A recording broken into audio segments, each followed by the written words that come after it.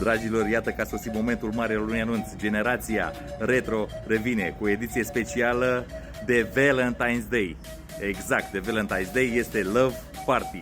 Pe 14 februarie te invităm la o petrecere altfel. Nu contează dacă ești într-un cuplu, nu contează dacă vii singur sau vii cu gașca de prieteni. La noi este locul perfect să te distrezi, să dansezi și cine știe, poate să te și îndrăgostești.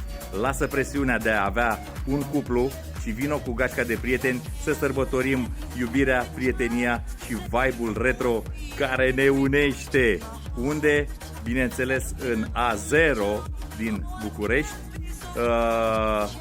Campus Agronomiei, biletele pe iabilet.ro. Așadar, generația retro revine în forță, este cea care ne unește. Like, share și follow să vadă toată lumea. 14 februarie, Valentine's Day, Love Party, generația retro.